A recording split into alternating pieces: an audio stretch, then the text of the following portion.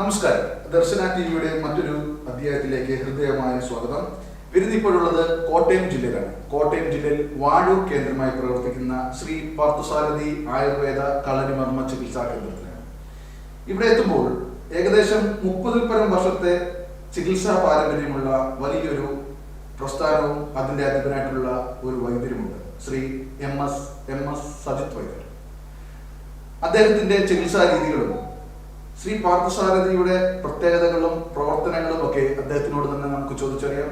വളരെ സ്നേഹത്തോടു കൂടി സ്വാഗതം ചെയ്യാം ശ്രീ എം എസ് സജിത് വൈദ്യറിനെ വിരുന്നിലേക്ക്. വൈദ്യർ നമസ്കാരം. നമസ്കാരം.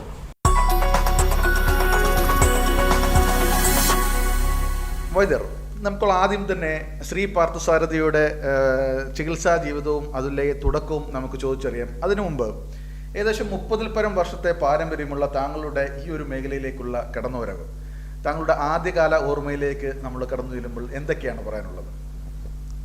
എൻ്റെ അച്ഛന് കളരി ഉണ്ടായിരുന്നു. ഞങ്ങളുടെ വീട്ടിൽ കളരി അഭ്യാസകരായിട്ടുള്ള ആശാന്മാരിങ്ങനെ വളരെയധികം ആളുകൾ ഇങ്ങനെ വന്ന് ക്ലാസ് എടുക്കുകയും ഒത്തിരി ആളുകൾ പഠിക്കാനുമൊക്കെ അന്ന് വരുന്നൊരു കാലഘട്ടം. അന്ന് നമ്മൾ പ്രായമായതുകൊണ്ട് ഞങ്ങൾ ഇതുപോലെ ചാടാനും അറിയാനും ഒക്കെ ഇങ്ങനെ കൂടെ നിൽക്കുമെങ്കിൽ പോലും ഒരു 10-15 വയസ്സ് മുതൽ അവിടെ അന്ന് ആ കാലഘട്ടത്തിൽ എൻ്റെ ചെറുപ്പത്തിൽ എനിക്ക് ഗോത അവിടെ ഉള്ളതായിട്ട് എനിക്ക് ഓർമ്മയുണ്ട്. എൻ്റെ കുടുംബത്തിൽ ഗോത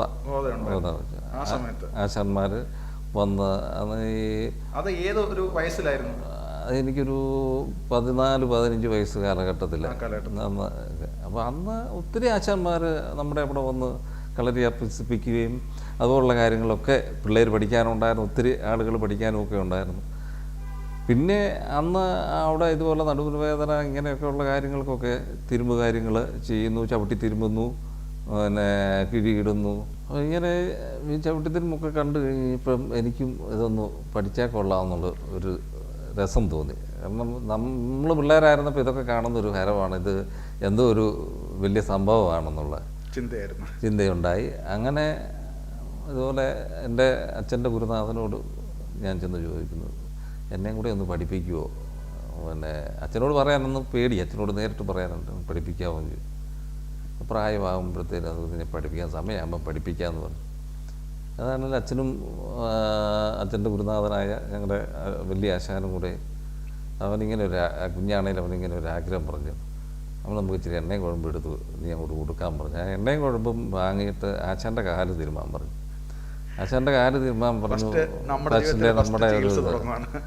ആശാൻ്റെ കാല് തിരുമാൻ പറഞ്ഞു. ഞാൻ ഈ നല്ല ഇപ്പം നമ്മൾ നോക്കുമ്പം ഇവർ തിരുമ്പുമ്പം മൊത്തം വേർത്ത് കുളിച്ചൊക്കെയാണ് നിൽക്കുന്നത്. ഇപ്പം അതുപോലെ തിരുമ്പണമെങ്കിൽ നമ്മുടെ ഉള്ള ആയത്തിന് വേണം തിരുമാനായിട്ട്.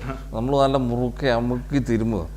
ആശാന് കാലിനൊക്കെ ഇച്ചിരി പ്രായത്തിൻ്റെതായ ഒരു ഇതുണ്ട്. അപ്പം നല്ലപോലെ അമുക്കി തിരുമ്മിപ്പോൾ ആശാനൊരു സുഖം തോന്നി.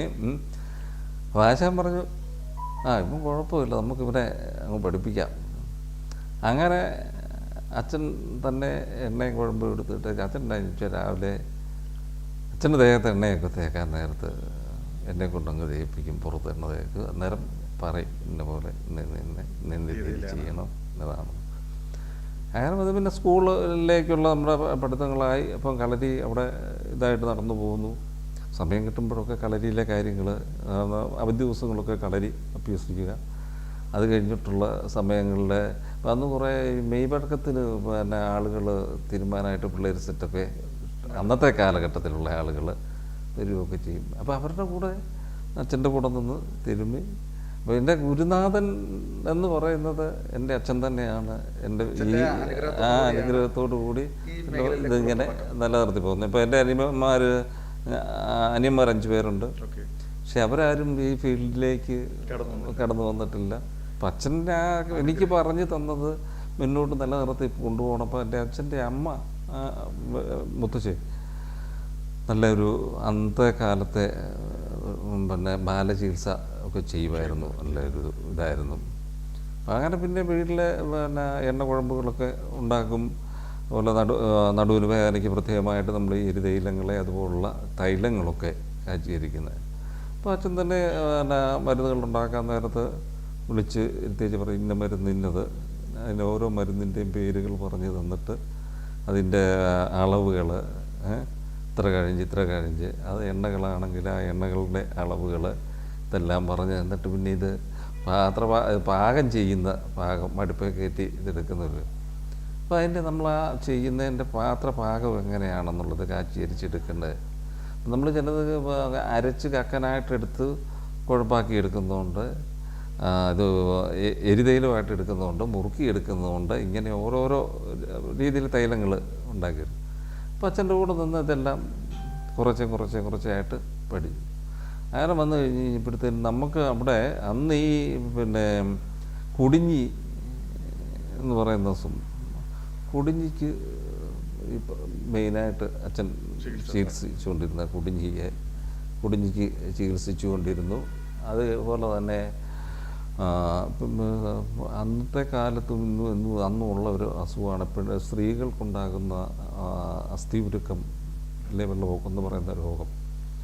അപ്പോൾ അത് അലോപ്പതിയിൽ അവർ അതിന് ട്രീറ്റ്മെൻറ്റിൽ ഒരു കാലഘട്ടത്തിൽ ഇങ്ങനെയുള്ളതാണെന്ന് പറഞ്ഞ് കുറേ ടോണിക്കുകൾ ഇങ്ങനെയൊക്കെ കൊടുത്തുള്ള ഒരു അലോപ്പതി ചെയ്യുന്നത് നല്ലൊരു ശതമാനം അവർക്കത് മാറുന്നില്ല, ശരിക്കും പറഞ്ഞാൽ അത് മാറുന്നില്ല. പക്ഷെ അത് സ്ത്രീകളെ സംബന്ധിച്ച് ഏറ്റവും ബുദ്ധിമുട്ടുള്ള ഒരു രോഗമാണത്. അതിന് നമ്മൾ ഒറ്റമൂലിയായിട്ടുള്ള മരുന്നുകൾ കൊടുക്കുന്നു. അതിന് ബാക്കിയായിട്ട് കൊടുക്കേണ്ട കഷായങ്ങൾ അതൊക്കെ അച്ഛന് ഇങ്ങനെ പഠിച്ചു. അപ്പോൾ അത് ഇങ്ങനെ ചെയ്ത് അത് ആദ്യമേ നമ്മളെ പഠിച്ചത് തന്നു. ബാക്കി തിരുമ്പിൻ്റെ കാര്യങ്ങൾ അതിൻ്റെ ചിട്ടവട്ടങ്ങൾ പഠിപ്പിക്കുന്ന കൂട്ടത്തിൽ പറഞ്ഞു തരുന്ന കൂട്ടത്തിൽ മരുന്നുകൾ ഓരോന്നും നമ്മുടെ അതായത് ഈ ട്രീറ്റ്മെൻറ്റ് നമ്മുടെ പാരമ്പര്യ ചികിത്സയ്ക്ക് ചെയ്യാവുന്ന ഔഷധങ്ങൾ ചെയ്ത് അത് പഠിക്കുക എന്നുള്ളതാണ്. കാരണം നമുക്ക് വല്ലാതെ നമ്മൾ ഒരു BMS ഡോക്ടർമാരോ അല്ലെങ്കിൽ മറ്റു രീതി ചെയ്യുന്ന രീതിയിൽ നമുക്കത് പറ്റത്തില്ല. അതിൻ്റെ പാരമ്പര്യമായിട്ട് നമുക്ക് ചെയ്യാവുന്ന നമ്മുടെ തലമുറകളായിട്ട് നമ്മൾ ചെയ്യുന്ന ഔഷധങ്ങൾ നമ്മൾ ചെയ്യുക. അപ്പോൾ അതിനുള്ള മരുന്നുകൾ അതങ്ങ് നമ്മൾ മനസ്സിലാക്കിയെടുത്തു. ഇപ്പം വളരെ ഇപ്പോൾ ട്രീറ്റ്മെൻറ്റിന് എത്തുന്ന രോഗികൾക്ക് ഇപ്പം തിരുമ പോലുള്ള അല്ലെങ്കിൽ നടുവേദനയ്ക്കുള്ള ഇതിന് ആവശ്യമായിട്ടുള്ള മരുന്നുകൾ നമ്മൾ തന്നെയാണ് ചെയ്യുന്നത്. ശരിക്കും നമ്മൾ ഇപ്പം എനിക്കിപ്പോൾ ഈ 2 സ്ഥാപനങ്ങളുണ്ട്. അത് ഫാർമസിയുടെ തൈലങ്ങളെക്കാളിലുപരി നമ്മൾ പാരമ്പര്യ ചികിത്സയ്ക്ക് ആ പാരമ്പര്യമായിട്ട് സിദ്ധിച്ചിട്ടുള്ള ആ ഗുരുക്കന്മാർ നമുക്ക് പറഞ്ഞു തന്നിരിക്കുന്ന ആ ഔഷധങ്ങളുടെ കൂട്ടാണ് നമ്മൾ ഉപയോഗിക്കുന്നത്. എങ്കിലേ ആ പാരമ്പര്യ ചികിത്സയാവുള്ളൂ. ഇതിപ്പോൾ എന്ന് പറയുന്നത് നമ്മളൊരു സ്ഥാപനം, നമ്മളത് ഒരു പ്രസ്ഥാനം നമുക്ക് നിലനിർത്തണം. ഇതിനെ രണ്ടിനെയും കൂടെ ക്രോഡീകരിച്ച് നമ്മൾ ഇത് കൊണ്ടുപോകുന്നുള്ളൂ. പക്ഷേ നമുക്ക് അതിൻ്റെതായിട്ടുള്ള ആയുർവേദ മരുന്നുകൾ മറ്റുള്ള കമ്പനികളുടെ ഇപ്പം നമുക്ക് ഇത് പണ്ടത്തെ പോലെ ഒന്നും കഷായങ്ങളോ കാര്യങ്ങളോ ഒന്നും നമുക്ക് വെച്ച് ഇത് കാരണം ഞങ്ങൾ ഇത് ചെയ്യുമ്പം ഡോക്ടേഴ്സ്, ആയുർവേദ ഡോക്ടർമാർ, അലോപ്പതി ഡോക്ടേഴ്സ് എല്ലാം എതിരാണ് ഞങ്ങളുടെ ഈ ട്രീറ്റ്മെൻറ്റിന്. അവർ ഞങ്ങളെ എതിർക്കുന്നുണ്ട്. ഇത് ചെയ്യരുത്, പാരമ്പര്യ വൈദ്യം ഇവിടെ പാടില്ല, പാരമ്പര്യ വൈദ്യം കൊണ്ട് ഒരുപാട് ദൂഷ്യവശങ്ങളുണ്ട്. കാലാകാലങ്ങളായിട്ട് ഭൂമി ഉണ്ടായ കാലം മുതലേ ആയുർവേദം എന്ന് പറയുന്ന കാര്യം പരമ്പരാഗതമായിട്ട് രാജവൈദ്യന്മാർ പോലും ഇങ്ങോട്ടും അതുപോലെ ദേവന്മാരുടെ കാലത്തും ചെയ്തു പോന്നിരുന്നൊരു തൊഴിലാണ്. അത് പിന്നെ സൈക്കോളജിക്കലായിട്ട് കുറേ വ്യത്യാസങ്ങളും മാറ്റങ്ങളും വരുത്തി ഇപ്പം ഡോക്ടേഴ്സ് ആ ഒരു ഇത് അവരുടെ ഭാഗം തെറ്റാണെന്നോ നമ്മുടെ ഭാഗം തെറ്റാണെന്നോ ഒന്നും നമ്മൾ പറയുന്നുമില്ല. പക്ഷെ നമ്മൾ പഠിച്ചത് ജനോപകാരത്തിന് വേണ്ടി നമുക്ക് ചെയ്യാൻ അത് ജനങ്ങൾക്ക് ഉപകാരമായി മാറുന്നുമുണ്ട്. കാരണം നമ്മൾ ഈ ഒരു ചികിത്സാ സമ്പ്രദായത്തിലേക്ക് തേടി വരുന്നുണ്ട്. നമ്മൾ മറ്റുള്ള അവരെ ഇതിനെ കുറ്റം പറഞ്ഞിട്ട് ഒരു കാര്യമില്ല. ഇപ്പം ഞങ്ങളെ സംബന്ധിച്ചെന്ന് പറഞ്ഞു കഴിഞ്ഞാൽ ഇപ്പം നമ്മൾ വിട്ടുമാറാത്ത തലവേദനയ്ക്ക് ഞങ്ങൾ ട്രീറ്റ്മെൻറ്റ് ചെയ്യുന്നുണ്ട്. വിട്ടുമാറാത്ത തലവേദന. പക്ഷേ തലവേദന എന്ന് പറയുമ്പോൾ നമ്മൾ മൈഗ്രെയിൻ പോലുള്ള തലവേദന എന്ന് പറയുമ്പോഴത്തേനും പല രീതിയിൽ തലവേദനയുണ്ട്. ട്യൂമറായിട്ടുള്ള തലവേദനകളുണ്ട്. അപ്പോൾ അങ്ങനെയൊക്കെ ഉള്ളതിന് നമ്മളതിന് റിസ്ക് കൊടുക്കാൻ പോകത്തില്ല. നമ്മൾ എന്ത് ചെയ്യാം, നമുക്ക് എന്ത് ചെയ്യാൻ പറ്റും. ഇപ്പോൾ ഒരാളെ ഇപ്പം നമ്മൾ ഫുള്ള് അടച്ചു തരുന്നത് ഇപ്പോൾ എല്ലാവരും ബോഡി മസാജായിട്ട് വന്ന് ചെയ്തു പോകുന്നുണ്ട്. അത് അവരുടെ ആ ശരീരത്തിൻ്റെ സുഖത്തിന് വേണ്ടി വരുന്ന ഒരു ട്രീറ്റ്മെൻറ്റ്. പക്ഷേ രോഗിയായിട്ട് വരുന്ന ആൾ ഇപ്പം നടുവിന് വേദന, പെടല് വേദന, ഏറ്റവും കൂടുതൽ പെടല് വേദനക്കാർ ഇന്നിപ്പം കമ്പ്യൂട്ടർ ഉപയോഗിക്കുന്ന ആളുകൾ, ഫോൺ ഉപയോഗിക്കുന്ന ആളുകൾക്കെല്ലാം ഉണ്ടാകുന്ന ഒരു രോഗമാണ് ഈ കൈയുടെ ഇവിടെ ഈ ഇത്രയും ഭാഗങ്ങളിൽ ഉണ്ടാകുന്ന നടുവിനും ഉണ്ടാകുന്ന ഏറ്റവും പ്രധാനമായിട്ട് വേദന ഉണ്ടാകുക, പെരുപ്പുണ്ടാകുക, പെടലിൽ തിരിക്കാൻ മേലാതെ വരിക, അത് കണ്ണിനെ വരെയും ബാധിക്കുന്നൊരു സംവിധാനമുണ്ട്. ഇപ്പം നമ്മൾ അങ്ങനെ ഉണ്ടാകുന്ന അപ്പം പല കാര്യങ്ങളിലും നമ്മുടെ പേഷ്യൻ്റ് വരുമ്പോഴത്തേനും നമ്മൾ രോഗികൾ വരുമ്പം പറയും നിങ്ങൾ ഇതുപോലെ ചെയ്യുന്നു. ഇപ്പം അവരോട് പറഞ്ഞിട്ട് കാര്യമില്ല. അവർ ഒരു കമ്പ്യൂട്ടർ വർക്ക് ചെയ്യുന്ന ഒരു വ്യക്തിയാണെങ്കിൽ അയാൾക്ക് അതില്ലാതെ പറ്റത്തില്ല. അയാളുടെ ഫീൽഡ് അതാണ്. തീർച്ചയായും. അപ്പം നമ്മളെ ആശ്രയിച്ച് വരുമ്പം ആ വേദന മാറ്റിക്കൊടുക്കാൻ നമ്മൾ ബാധ്യസ്ഥരാണ്. നമ്മളത് ചെയ്തു കൊടുക്കുന്നുമുണ്ട്. തലവേദന വിട്ടുമാറാത്ത ഞാനിപ്പോൾ ഈ പറഞ്ഞ പോലെ ട്യൂമറോ അങ്ങനെയൊക്കെ ഉള്ള കാര്യങ്ങൾക്ക് അല്ലാതെ വരുന്ന തലവേദന, കുടുങ്ങി തലവേദനയുണ്ട്. അങ്ങനെയൊക്കെ ഒത്തിരി രീതിയിൽ തലവേദന, കഫങ്ങൾ വർദ്ധിച്ചിട്ടുള്ളത്. അത് വാതപിത്ത കഫങ്ങളിൽ നിന്നാണ് നമുക്ക് പല രോഗങ്ങളും നമുക്ക് ദുഷിക്കുമ്പോൾ ഉണ്ടാകുന്നൊരു ഇത്. അതിന് നമ്മൾ നസ്യം മുതലായിട്ടുള്ള മരുന്നുകൾ, അത് ഒറ്റമൂലിയായിട്ടുള്ള മരുന്നുകൾ നസ്യം ചെയ്യുകയും അതിന് തളം വെക്കുന്നു. അതുപോലെ തന്നെ തല നമ്മൾ ഹെഡ് തിരുമ്മി ചെയ്യുന്ന ഒരു ഇതുണ്ട്. അപ്പോൾ ഞാൻ എൻ്റെ പേഷ്യൻറ്റിനൊക്കെ ഞാനത് ചെയ്യുന്നുണ്ട്. അത് ചെയ്ത നല്ലൊരു ശതമാനം വളരെയധികം ആളുകൾക്ക് അത് ഗുണകരം ആയിട്ടുമുണ്ട്. അതുപോലെ തന്നെ നടുവിന് വേദന. ഇപ്പോൾ ഒരു നടുവിന് വേദനക്കാരൻ വന്നു കഴിഞ്ഞാൽ ആദ്യമേ നമ്മൾ ആ ആളിനോട് വ്യക്തിയോട് ചോദിക്കുന്നൊരു കാര്യമെന്ന് പറഞ്ഞു കഴിഞ്ഞാൽ, ഞാൻ വലിയവനാണ്, അല്ലെ എൻ്റെ കാരണവന്മാരോ അല്ലെ എൻ്റെ ഗുരുക്കന്മാരോ വലിയ ആളുകളാണെന്നും പറഞ്ഞ് ചാടിക്കയറി നമുക്ക് ട്രീറ്റ്മെൻറ്റ് ചെയ്യാൻ പറ്റുമല്ലോ. അങ്ങനെ വരുമ്പോൾ പ്രശ്നങ്ങളുണ്ടാകുന്നു. ഇപ്പം നടുവിന് തേയ്മാനം കൊണ്ട് നടുവിന് വേദന ഉണ്ടാകുന്നുണ്ട്. അസ്ഥി അടുക്കുന്നത് കൊണ്ട്, കണ്ണി എടുക്കുന്നത് കൊണ്ട് ഇതുണ്ടാകുന്നുണ്ട്. ബോൺ ക്യാൻസർ കൊണ്ട് നടുവിന് വേദന ഉണ്ടാകുന്നുണ്ട്. ഞരമ്പുകൾ വലിയുന്നതുകൊണ്ട് നടുവിന് വേദന ഉണ്ടാകുന്നുണ്ട്. നമ്മുടെ മസിലുകൾ ഉറഞ്ഞ് കട്ടിയായിട്ട് വരുമല്ലോ, മസിൽസ് ഉറയുന്ന, അത് നല്ലൊരു ശതമാനം ആളുകൾ കണ്ടുവരുന്നൊരു മസിൽ കട്ടിയാകുക. അതിനൊക്കെയുള്ള ട്രീറ്റ്മെൻറ്റ് എങ്ങനെയാണ്? അതിന് നമ്മൾ ചെയ്യുന്നതെന്ന് പറഞ്ഞു കഴിഞ്ഞാൽ ആദ്യം തൈലമാണ്. തൈലം തേച്ച് ഇതിനെ അയക്കുന്ന അതിനൊരു തൈലമുണ്ട്. ആ തൈലം തേച്ച് നമ്മൾ തിരുമുമൊന്നുമല്ല, അത് ആ രോഗി തന്നെ ചെയ്യേണ്ട ഒരു കാര്യം. അതിനെ അയവാക്കി എടുത്തിട്ട് നീർക്കെട്ട്, ആ നീര് കളയണം. നീര് കൊള്ളുമ്പോഴാണ് നടുവിന് വേദന, പെടലി വേദന ഇതൊക്കെ ഉണ്ടാകുന്നതെന്ന് പറയുന്നത്. നീർക്കെട്ട് വീണ് കഴിയുമ്പോൾ വേദന അധികമായിട്ടുണ്ടാകും. നീര് കുറയുമ്പോൾ വേദന പോകും. അപ്പോൾ ആദ്യമേ നമ്മൾ ചെയ്യുന്നത് നീരിനെ ഇല്ലായ്മ ചെയ്യണം. ആ നീരിനെ ഒതുക്കിയിട്ട് തിരുമാവുള്ളൂ. ഇപ്പോൾ സാധാരണ ചിലർ ചെയ്യുന്നുണ്ട്, ചിലർ ചെയ്യത്തില്ല. നീരിൻ്റെ പുറത്ത് തിരുമാൻ പാടില്ല. നീരിൻ്റെ പുറത്ത് തിരുമ്മിയാൽ അത് ദോഷമായിട്ട് ആദ്യമേ നീരിനെ നമ്മൾ കളയണം. നീരിനെ പറ്റിച്ച് കളഞ്ഞിട്ട് എങ്കിൽ മാത്രമേ നമുക്ക് ആ നാടി ഞരമ്പുകളെ ശരിക്ക് പൂർണ്ണസ്ഥിതിയിൽ എത്തിക്കാൻ നമുക്ക് പറ്റുള്ളൂ. വിരലുകളും അതുപോലെ തന്നെ കണ്ണികളൊക്കെ ആണെങ്കിലും നമുക്ക് എടുത്ത് തിരുമ്മി അത് ചെയ്യാൻ പറ്റുള്ളൂ. നമ്മുടെ ഈ 8 വട്ടവും നമ്മൾ തിരുമ്മി അതിൻ്റെ ആ ചിട്ടയനുസരിച്ച് ഇതിനെല്ലാം കണക്കുകളുണ്ട്. ഓരോ ഇത്ര കൈ ഓടണം, ഇന്ന രീതി ചെയ്യണമെന്നുള്ള. അപ്പോൾ അതുപോലെ ചെയ്ത് എടുക്കണമെങ്കിൽ നീരിൻ്റെ പുറത്ത് ചെയ്താൽ അത് അധികരിക്കും വേദന. ഇന്ന് നമ്മുടെ അടുത്ത് വരുന്ന ആളുകളെ സംബന്ധിച്ചെന്ന് പറഞ്ഞു കഴിഞ്ഞാൽ, ആദ്യമേ എൻ്റെ അടുത്ത് വരുന്ന എല്ലാ പേഷ്യൻറ്റിനോട് ഞാൻ ചോദിക്കുന്നുണ്ടെന്ന് ചോദിച്ചു, ഹാർട്ട് പേഷ്യൻ്റ് ആണോ, ഹാർട്ടിന് എന്തെങ്കിലും പ്രോബ്ലം ഉണ്ടോ? നമ്മളത് റിസ്ക് എടുക്കാൻ പറ്റത്തില്ല, നമുക്കത് ചെയ്യത്തില്ല. നമ്മൾ ഷുഗർ പേഷ്യൻ്റ് ആണോ, ഹൈ ഷുഗർകാരെ നമുക്ക് തീരുമാനം കുഴപ്പമില്ല. ഹൈ പ്രഷറുകാർ വരുന്നയാൾ ഈ തിരുമ്പിന് അർഹനാണോ ആദ്യം നമ്മൾ കാശിന് വേണ്ടി ചെയ്യാം. കാശിന് വേണ്ടി നമ്മളങ്ങ് ചെയ്യും.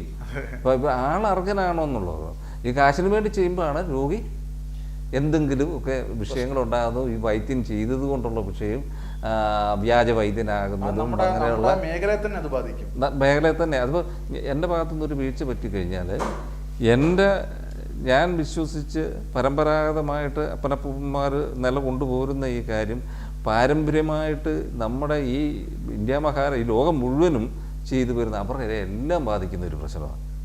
പിന്നെ എൻ്റെ ഭാഗത്തുനിന്ന് ഒരാൾക്കൊരു വീഴ്ച പറ്റിയാൽ പാരമ്പര്യ വൈദ്യം ചെയ്തിട്ടാണ്, അതാണ് ഏറ്റവും വലിയ പ്രശ്നം. അതിന് നമ്മൾ അവസരം മറ്റുള്ള നമ്മൾക്കെതിരെ നിൽക്കുന്ന ആൾക്കാർ അത് നോക്കിയിരിക്കുകയാണ്. അല്ല, അവർ തീർച്ചയായിട്ടും നമ്മളെ ഏത് രീതിയിൽ അടിച്ചമർത്താൻ പറ്റും എന്ന് അവർ നോക്കിക്കൊണ്ടിരിക്കും. നമ്മുടെ വീഴ്ചയെ അവർ നോക്കും, നമ്മുടെ ഉയർച്ച ആരും ഇതാകുന്നില്ല. അപ്പം നമ്മളുടെ ശരിക്കും പാരമ്പര്യ വൈദ്യത്തെ നല്ല രീതിയിൽ സർക്കാരും അതുപോലുള്ള സംഘടനകളും വളർത്തിക്കൊണ്ടുവരേണ്ട ഒരു ഇതാണ്. ഇപ്പം കേന്ദ്ര ഗവൺമെൻറ് ആയുഷ് മന്ത്രാലയമായിട്ട് അത് ഒരു ഇത് നമുക്ക് വന്നിട്ടുണ്ട്. ഇപ്പം നമ്മുടെ ബഹുമാനപ്പെട്ട മുഖ്യമന്ത്രി ഇതിനെ അനുകൂലമായിട്ട് സംസാരിച്ചിട്ടുണ്ട്. അപ്പോൾ ഇത് നമുക്കതൊരു നല്ല രീതിയിൽ കൊണ്ടുവരാൻ പറ്റും. ഇപ്പോൾ ഞാൻ എൻ്റെ ഇതിൽ ഏറ്റവും പ്രധാനമായിട്ട് ഞാൻ ചെയ്യുന്നൊരു സംഭവം എന്ന് പറഞ്ഞാൽ വിട്ടുമാറാം നടുവിന് വേദന. ഞാൻ മുമ്പേ പറഞ്ഞു, ഇങ്ങനെ ഇപ്പം നമുക്കിപ്പോൾ ഒരാളുടെ ഈ ഞരമ്പ് കയറി കണ്ണിക്കകത്ത് ഞരമ്പ് കയറി കിടക്കുന്നത്, ഞാൻ പിന്നെ പാരമ്പര്യ വൈദ്യം ചെയ്യുന്ന ആളാണ്, ഞാനിത് ഭേദമാക്കാം എന്ന് പറഞ്ഞ് ചെയ്യാൻ പറ്റത്തില്ല. അപ്പോൾ അത് ദൂഷ്യവശങ്ങളുണ്ടാവും, അതിൻ്റേതായ ഒത്തിരി ദൂഷ്യവശങ്ങളുണ്ടാവും. അപ്പം വിട്ടുമാറാത്ത നടുവിന് വേദന, ക്യാൻസർ സംബന്ധമായ അല്ലാത്ത നടുവിന് വേദന, ബോൺ ക്യാൻസർ ആണെങ്കിൽ നമ്മൾ ഒരു കാരണവശാലും ചെയ്യരുത്. അപ്പോൾ അത് നമ്മൾ അറിയണം. പക്ഷെ മെഡിക്കൽ കോളേജിലെ ഡോക്ടർമാർ പോലും ചിലപ്പോൾ അറിയാൻ മേലാതെ അവർക്ക് ചില തെറ്റുകൾ പറ്റത്തില്ല. അവർ ടെസ്റ്റുകൾ കൊണ്ട് അവർക്ക് ബോധ്യപ്പെടുത്താൻ പറ്റുള്ളൂ ഇന്നതാണെന്നുള്ളത്. അതിനുള്ള പ്രശ്നങ്ങളുണ്ട്. അപ്പം നമുക്കത് കറക്റ്റായിട്ട് അറിഞ്ഞ് നമ്മൾ ചെയ്യണം. ഇപ്പം ഞാൻ എൻ്റെ ഈ പ്രായത്തിനോടിടയ്ക്ക് ഞാനൊരു ആയിരക്കണക്കിന് നടുവിന് വേദനക്കാർ, പെടലി വേദനക്കാർ, അതുപോലെ തന്നെ ഇപ്പോൾ ഞാൻ ഈ പറഞ്ഞ ഉഷ്ണസംബന്ധമായിട്ടുള്ള രോഗങ്ങൾ, കുടുങ്ങി, തലവേദന, ഇങ്ങനെയൊക്കെയുള്ള കാര്യങ്ങളാണ് നമ്മൾ പ്രധാനമായിട്ടും നമ്മൾ മുൻകൈ എടുത്ത് ചെയ്യുന്ന ഒരു കാര്യം എന്ന് പറയുന്നത്. അതാണ് വളരെയധികം രോഗികൾ നമ്മളെ വന്ന് നമ്മുടെ അസുഖം പ്രാപിച്ചു പോകുന്നുണ്ട്. പക്ഷെ ഞാനിതൊരു ഈ കുറഞ്ഞ നാളുകളെ ആയുള്ളൂ. അതായത് ഞാനിപ്പോൾ ഒരു ബോർഡൊക്കെ വെച്ച് ഒരു പരസ്യമായിട്ടൊന്നും ഞാൻ ചെയ്തിട്ടില്ല. എൻ്റെ സുഹൃത്തുക്കളും ഈ അനുഭവസ്ഥരായിട്ടുള്ള ആളുകളെല്ലാം എന്നോട് പറയുന്നുണ്ട് ബോർഡ് വേ. അപ്പം നമ്മൾ അതിൻ്റെ എൻ്റെ പരസ്യം എന്ന് പറയുന്നത് എൻ്റെ പേഷ്യൻ്റ് മാത്രം, അവരുടെ വിശ്വാസം, എന്നിലുള്ള വിശ്വാസം ഞാനത് നഷ്ടപ്പെടുത്താതെ ചെയ്യുന്നു. എന്നെ ആശ്രയിച്ച് വരുന്നവരെ ഞാൻ അല്ലെങ്കിൽ എൻ്റെ ഗുരുനാഥന്മാർ പഠിപ്പിച്ച കാര്യങ്ങൾ ഞാൻ ഭംഗിയായിട്ട് ചെയ്യുന്നുണ്ട്. ഇതൊക്കെയാണ് നമ്മളിപ്പോൾ ചെയ്തു വരുന്ന കാര്യങ്ങൾ. ഇപ്പോൾ നമ്മുടെ സെന്ററിന്റെ പ്രവർത്തനം ഏതൊക്കെ മേഖലകളിലാണുള്ളത്? അതും കൂടെ നമ്മുടെ പ്രേക്ഷകരായിട്ട് നോക്കാൻ. ഇപ്പം ഞാൻ രാമനാഥപുരം, രാമേശ്വരപുരം, രാമനാഥപുരത്ത് ഉണ്ടായിരുന്നു. ഞാൻ ചിറ്റാർ എന്ന് പറഞ്ഞ സ്ഥലത്തും, പത്തനംതിട്ട ജില്ല ചിറ്റാർ ഉണ്ടായിരുന്നു. അത് കഴിഞ്ഞ് നമ്മുടെ മറ്റക്കര എന്ന് പറഞ്ഞ സ്ഥലത്ത്, കോട്ടയം ജില്ല മറ്റക്കര നെല്ലിക്കുന്നം എന്ന് പറയുന്നൊരു സ്ഥലമുണ്ട്, അവിടെ ഉണ്ടായിരുന്നു.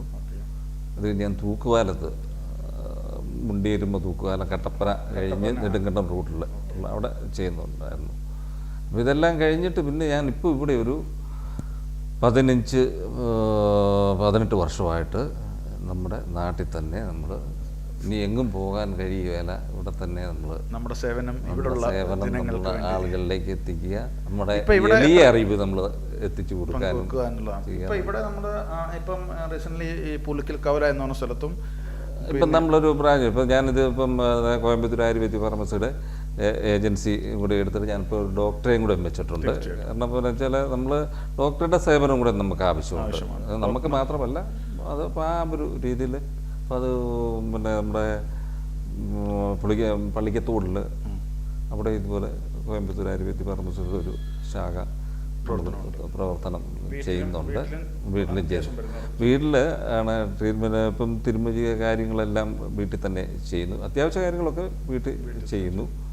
സമയം കിട്ടുന്നത് ഇതിലേക്ക് നമ്മൾ കൂടുതൽ ഇറങ്ങി ചെല്ലുക, ഇത് നമ്മുടെ ഒരു ഹരമായിട്ട്, ജീവിതത്തിൻ്റെ ഒരു ഭാഗമായിട്ട് നമ്മളിതിനെ സ്വീകരിച്ചു. നമ്മുടെ പാരമ്പര്യം അല്ലെ, നമുക്ക് നമ്മുടെ ഗുരുക്കന്മാർ നമുക്ക് തന്ന ആ വഴി, ആ കഴിവും നമ്മളുള്ള ഒരു കാലം അത് നിലനിർത്തി, നമ്മൾ മൺമറഞ്ഞു പോയാലും നമ്മൾ ആർക്കെങ്കിലും ഒരു നല്ല കാര്യം ചെയ്തിട്ടുണ്ടെങ്കിൽ അത് ജനം മനസ്സിൽ നിറഞ്ഞു നിൽക്കത്തക്ക രീതിയിൽ നമ്മുടെ ആ ഇത് കളയാതിരിക്കാൻ അങ്ങേറ്റം ശ്രമിക്കുന്നു.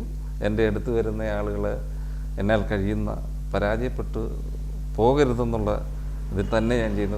ആർക്കും ഇതുവരെ പരാജയങ്ങളും വന്നിട്ടില്ല. നമ്മൾ ഇപ്പം കുറേ കാര്യങ്ങൾ, എനിക്ക് ഒരുപാട് കഥകൾ വേണമെങ്കിൽ ഇങ്ങനെ പറയാം. അങ്ങനെ പറഞ്ഞിട്ട് കാര്യമൊന്നുമില്ല, അത് പറയേണ്ട കാര്യമില്ലല്ലോ.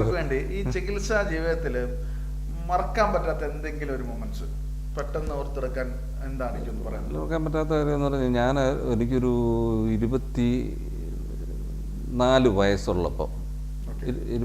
വയസ്സുള്ളപ്പം ഞാൻ മണ്ണാർക്കാട് എന്ന് പറയുന്ന പാലക്കാട് മണ്ണാർക്കാട് ഞങ്ങളുടെ ഒരു ബന്ധു അവിടെ ഉണ്ടായിരുന്നു. അപ്പം അങ്ങേര് പുള്ളി റെയിൽവേയിൽ ഉണ്ടായിരുന്നൊരു വ്യക്തിയാണ്. അപ്പം അങ്ങനെ മരിച്ചു കഴിഞ്ഞപ്പോഴത്തേനും അവർ അത് കഴിഞ്ഞ് പുള്ളിക്ക് ഇതുപോലെ എന്തോ അന്നത്തെ കാലത്ത് എന്താ അസുഖം എന്നറിയത്ത് എന്തോ അസുഖം മൂലമാണ് മരിച്ചത്. അപ്പം നമ്മളെ അറിയിച്ചു കഴിഞ്ഞപ്പോഴത്തേനും അന്ന് ഞാനും പിന്നെ എൻ്റെ കൊച്ചച്ഛന്, അച്ഛൻ്റെ അനിയന്, ഞങ്ങൾ വേറെ 1-2 പേരുണ്ട്, ഞങ്ങൾ ബന്ധുക്കളായിട്ടുള്ളവർ, ഞങ്ങളവിടെ ഉണ്ട്. അപ്പോൾ ഞങ്ങൾ മണ്ണാർക്കാട് ചെന്ന് ശവമടക്കെല്ലാം കൂടി അവിടുന്ന്. അപ്പം ഒന്ന് ഇന്നത്തെ പോലെ അല്ലല്ലോ, ഇന്നിപ്പം കാറായി വെള്ളമായി, അന്നൊക്കെ ബസ്സിനൊക്കെ കയറി പോകണം. നമുക്ക് എങ്ങനെയും തിരിച്ച് ഈ പരിപാടി കഴിഞ്ഞ് വെച്ച് വീട്ടിൽ വരണമെന്നുള്ള രീതിയിൽ വരുന്നത്. അങ്ങനെ ഞങ്ങൾ മണ്ണാർക്കാട് ബസ് സ്റ്റാൻഡിൽ വരുമ്പം ആദ്യമേ എൻ്റെ സ്വമേധയാൽ സ്വന്തമായിട്ട് ആരുടെയും സപ്പോർട്ടില്ലാതെ ചെയ്തൊരു കാര്യമാണ്. അതായത് ബസ് സ്റ്റാൻഡിൽ വന്ന് ഇരിക്കുമ്പോഴത്തേനും ഈ ട്രാൻസ്പോർട്ട് വണ്ടി എന്ന് ഫുട് ബോർഡ് കയറി ചവിട്ടി. വണ്ടി ട്രാൻസ്പോർട്ട് വണ്ടിക്ക് ഒരു കുഴപ്പമുണ്ട്, നമ്മൾ ആൾ കയറുന്നതിന് മുമ്പേ വണ്ടി എടുത്തുകൊണ്ട് അങ്ങ് പോകും, ബെല്ലടിച്ച് പെട്ടെന്ന് അങ്ങ് പോകുന്നവർ. നമുക്കറിയാം ഈ ചങ്ങനാശ്ശേരി, കോട്ടയമൊക്കെ മാർക്കറ്റുകൾ, മറ്റേ സ്റ്റാൻഡുകളിലെ ആളുകൾ കയറുന്നതിന് മുമ്പേ ഇവർ വണ്ടി എടുത്തുകൊണ്ട് പോകും.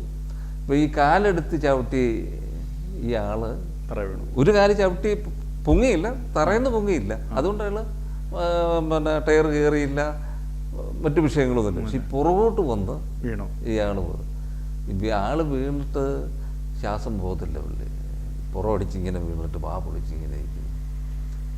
അപ്പം പിന്നെ ആൾക്കാരെല്ലാം കൂടെ ഓടി. അവിടെ അന്നേരം ആ സമയത്തെന്ന് പറയുന്നത് ഈ വണ്ടി അങ്ങ് പോയി.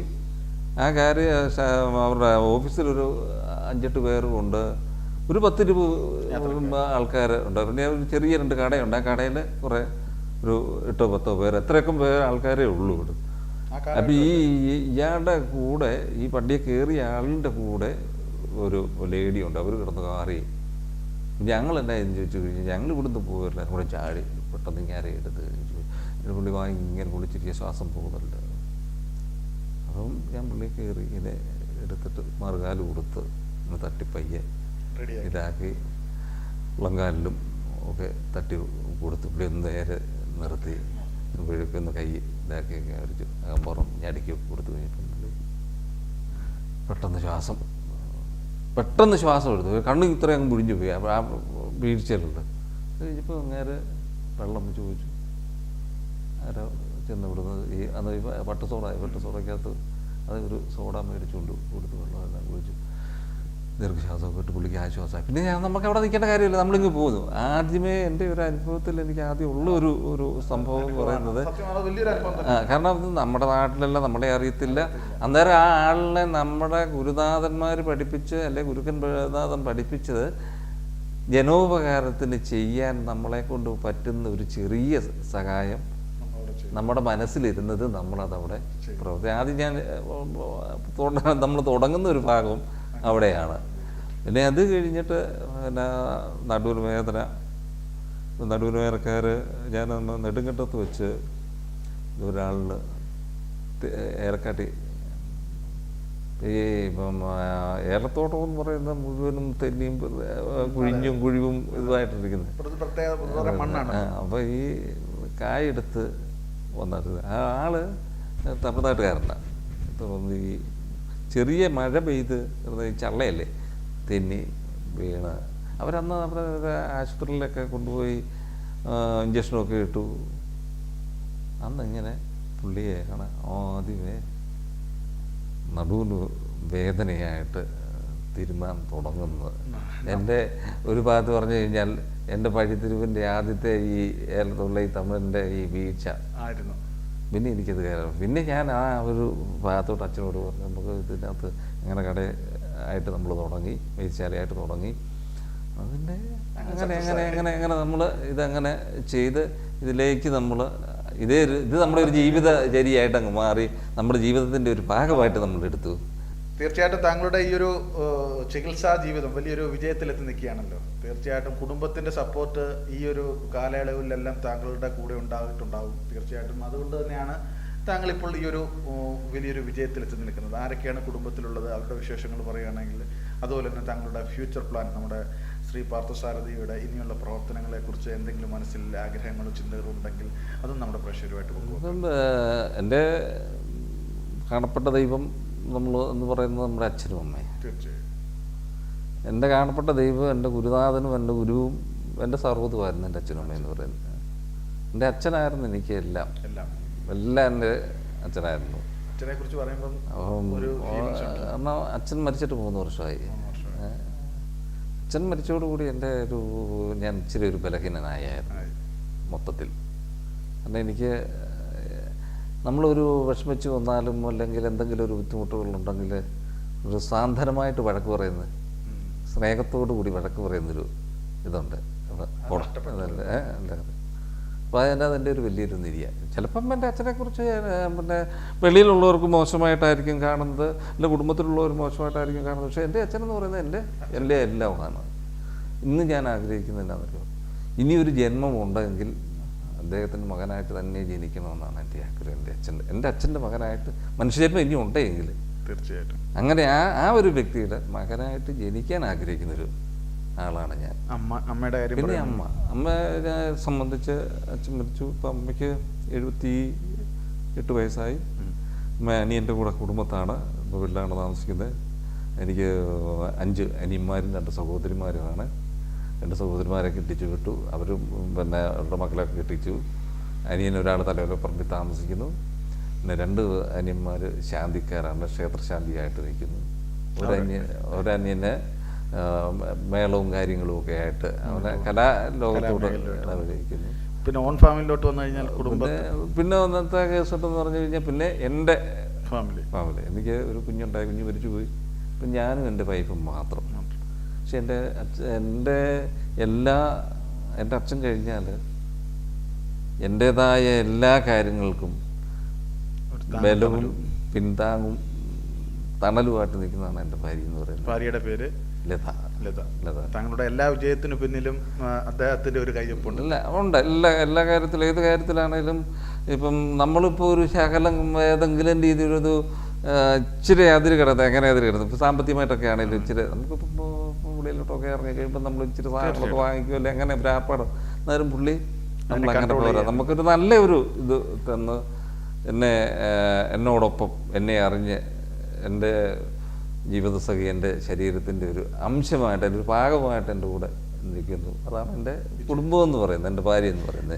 പാർത്ഥസാരഥിയുടെ ഇനിയുള്ള അല്ലെങ്കിൽ വൈദ്യരുടെ ഇനിയുള്ള ഫ്യൂച്ചർ പ്ലാൻ എന്തെങ്കിലും താങ്കളുടെ മനസ്സിലുണ്ടോ? അല്ല, എനിക്ക് എൻ്റെ ആഗ്രഹം, എൻ്റെ ജീവിതത്തിൽ എനിക്കൊരു വലിയ, എൻ്റെ അച്ഛനെ ജീവിച്ചിരുന്ന സമയത്ത് എനിക്കൊരു ആഗ്രഹം ഉണ്ടായിരുന്നു, ഇതിനെ നല്ല ഒരു രീതിയിൽ കൊണ്ടുവരണം, ഒരു ഹോസ്പിറ്റലിൽ രീതിയിൽ ചെയ്യാം.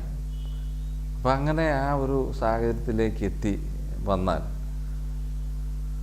നല്ല നമ്മുടെ പാരമ്പര്യ വൈദ്യന്മാരായിട്ടുള്ള പ്രഗത്ഭന്മാരായിട്ടുള്ള ഗുരുക്കന്മാർ ഒരുപാട് ആൾക്കാർ ഞാനോ അല്ലെങ്കിൽ നമ്മുടെ സമൂഹം അറിയാത്ത ഒരുപാട് ഈ സമൂഹത്തിൽ അറിയപ്പെടാത്തതായ ഈ മരിച്ചു വീഴുന്നയാളിനെ ജീവിപ്പിക്കാൻ മരിച്ചു വീഴുന്ന ഈശ്വരൻ തീരുമാനിക്കണം. ഞാൻ അങ്ങനെ പറഞ്ഞതെന്നു വെച്ചാൽ അത്രയും കഴിവുള്ള ആ ഔഷധങ്ങളും പ്രയോഗിക്കാൻ കഴിവുള്ള വൈദ്യന്മാർ, പാരമ്പര്യ വൈദ്യന്മാർ നമ്മുടെ ഈ കേരളത്തിൽ വളരെയധികം ഇന്നും ഇങ്ങനൊരു വൈദ്യനുണ്ടോ എന്ന് പോലും അറിയാൻ പറ്റാത്ത ആൾക്കാർ ഒരുപാട് ആളുകളുണ്ട്. പറഞ്ഞ വളരെ കൃത്യമായിട്ട് വാർത്തയായിട്ടുള്ള ഒരുപാട് കഴിവുകളും ഒരുപാട് മരുന്നുകളുടെ രഹസ്യങ്ങളും എല്ലാം അറിയാവുന്ന ഒരുപാട് വൈദ്യന്മാർ ഇപ്പോഴും ഓരോ വീടുകളിൽ തന്നെ ഒതുങ്ങുന്നുണ്ട്. അറിവില്ലാത്ത ഒരുപാട് പേര് പൊങ്ങി വരുന്നുണ്ടെങ്കിലും ഈ കഴിവുള്ളവരും അറിവുള്ളവരും ഒരുപാട് പേര് മലയാളികൾക്ക് ആർക്കും അറിയാതെ വീടുകളിൽ തന്നെ കഴിയുന്നുണ്ട്. അവരെ പോലുള്ളവരെ കണ്ടെത്തി അവർക്കൊരു പ്രോത്സാഹനം കൊടുത്ത് താങ്കളുടെ ഈ ഒരു പാർത്ഥസാരഥി ഇനി വരാൻ പോകുന്ന താങ്കളുടെ മനസ്സിലെ ആഗ്രഹത്തിൽ വലിയൊരു സ്ഥാനം അവർക്കും കൂടെ കൊടുക്കട്ടെ എന്ന് ഞാൻ ആഗ്രഹിക്കുന്നത് എന്നാണ് എൻ്റെ ഒരു ആഗ്രഹം. നമ്മൾ പ്രയത്നിക്കുക, ഫലം ഈശ്വരൻ തരട്ടെ എന്ന് പറയുന്ന പോലെ നമ്മൾ ഇതിനുവേണ്ടി എൻ്റെ മനസ്സിലെ ഒരു ആഗ്രഹം. അങ്ങനെ കുറേ ഗുരുക്കന്മാരെ നമുക്ക് കിട്ടുവാണെങ്കിൽ, അപ്പം ഞങ്ങളുടെ ഗുരുനാഥൻ സുലൈമാൻ വൈദ്യൻ എന്ന് പറയുന്ന ആൾ എൻ്റെ ഗുരുനാഥനാണ്. ഞങ്ങൾ വളരെയധികം വിദ്യാർത്ഥികളെ നല്ല രീതിയിൽ ഈ പാരമ്പര്യ വൈദ്യം എന്താണെന്ന് പറഞ്ഞ് മനസ്സിലാക്കി ജനോപകാരത്തിന് വേണ്ടി പ്രവർത്തിക്കാനും പ്രയത്നിക്കാനും പ്രാപ്തനാക്കിയ ഞങ്ങളുടെ ഗുരുനാഥൻ ഒരാളുണ്ട്. അപ്പോൾ അങ്ങനെ അദ്ദേഹത്തിൻ്റെയൊക്കെ കഴിവോടുകൂടി അദ്ദേഹത്തിൻ്റെയൊക്കെ പിന്തുണയോടുകൂടി എല്ലാവരെയൊക്കെ ഒന്ന് ഉൾക്കൊള്ളിച്ച് എല്ലാവരും അറിയപ്പെടുന്ന ഞങ്ങൾ എന്താണ്, ഞങ്ങൾ ആരൊക്കെ ഉണ്ട്, ഞങ്ങളുടെ കഴിവുകൾ എന്താണെന്ന് ആക്കാൻ നമുക്കൊരു സംരംഭം തുടങ്ങാൻ ജീവിതത്തിൽ ഞാൻ ആഗ്രഹിക്കുന്നുണ്ട്. ഒരു സ്ഥാപനം അല്ലെങ്കിൽ അതുപോലൊരു പ്രസ്ഥാനം പടുത്തുയർത്താൻ കൊള്ളാം എന്നെൻ്റെ ജീവിതത്തിൽ എനിക്ക് ആഗ്രഹമുള്ളൊരു തീർച്ചയായിട്ടും വളരെ താങ്കളുടെ ഈ മനസ്സിലെ ആഗ്രഹങ്ങളും താങ്കളുടെ എല്ലാ ചിന്തകളും എത്രയും പെട്ടെന്ന് തന്നെ പ്രാബല്യത്തിലാകട്ടെ എന്ന് വിരുന്ന് ടീമിൻ്റെ എല്ലാവിധ പ്രാർത്ഥനയും അതുപോലെ താങ്കളുടെ എല്ലാ ആഗ്രഹങ്ങൾക്കും ആശംസകളും അറിയിപ്പിക്കുന്നു. വളരെ നല്ല ഒരു നമ്മുടെ ഈ അരമണിക്കൂറിനുള്ളിൽ നിന്നുകൊണ്ട് തന്നെ കൃത്യമായിട്ടുള്ള കാര്യങ്ങൾ കൊണ്ട് വിരുന്നിൻ്റെ പ്രേക്ഷകരെ ഒരു നല്ലൊരു ഇൻ്റർവ്യൂവിലേക്ക് അല്ലെങ്കിൽ നല്ലൊരു വിരുന്നിലേക്ക് നയിച്ച ശ്രീ MS സജിത് വൈദ്യർക്ക് വിരുന്ന് ടീമിൻ്റെ ഹൃദ്യമായി നന്ദി അറിയിക്കുന്നു. താങ്കളുടെ വിലപ്പെട്ട സമയം വിരുന്നിൻ്റെ പ്രേക്ഷകരുമായിട്ട് പങ്കുവെക്കാൻ കാണിച്ച നല്ല മനസ്സിന് ഒരിക്കൽ കൂടി നന്ദി അർപ്പിച്ചുകൊണ്ട് നിർത്തുന്നു. നന്ദി, നമസ്കാരം.